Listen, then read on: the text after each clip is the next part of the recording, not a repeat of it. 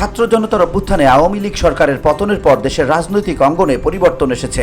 নতুন এ পরিস্থিতিতে দীর্ঘ 18 বছর ক্ষমতার বাইরে থাকা বিএনপি নেতাকর্মীরা এখন অনেক উজ্জীবিত। আসন্ন ত্রয়োদশ জাতীয় সংসদ নির্বাচনের জন্য তারা প্রস্তুত। 2026 সালের ফেব্রুয়ারির প্রথমার্ধে অনুষ্ঠিত হতে যাচ্ছে ত্রয়োদশ জাতীয় সংসদ নির্বাচন, আর এই নির্বাচনকে সামনে রেখে সম্ভাব্য প্রার্থীদের দৌড়ঝাঁপ শুরু হয়েছে। এবার এই নির্বাচনকে সামনে রেখে ভিন্ন কৌশলে এগোচ্ছে বিএনপি।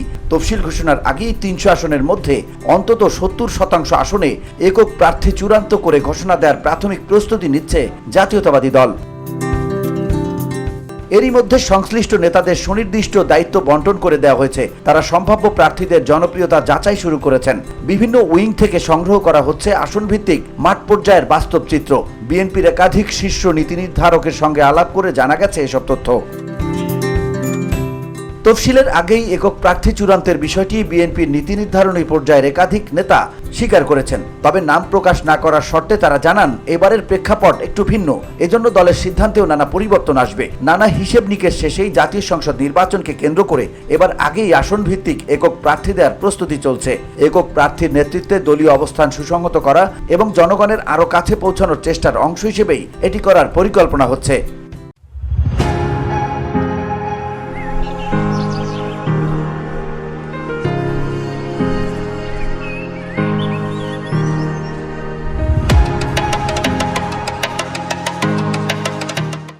এর কারণ হিসেবে নেতারা জানান, তফসিলের পর একক প্রার্থী ঘোষণা করলে আসন ভিত্তিক নানা জটিলতা তৈরি হতে পারে। কারণ 2014 ও 2024 সালের জাতীয় সংসদ নির্বাচন বর্জন করা হয়েছিল।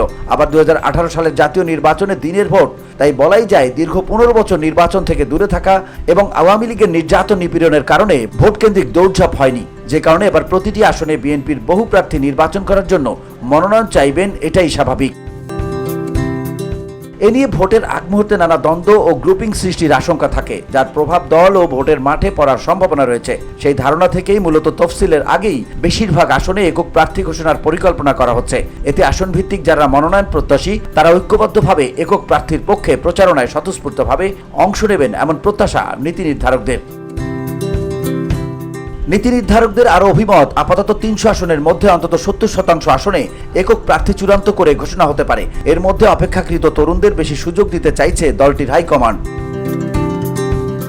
বাকি আসনে জোট কিংবা সমঝোতার বিষয়টি মাথায় রেখেই হয়তো ঘোষণা করা হবে না। আবার মৃত্যুদেরও কয়েকটি আসনের নিশ্চয়তা দিয়ে ছেড়ে দেওয়ার কথা মৌখিকভাবে জানানোও হতে পারে।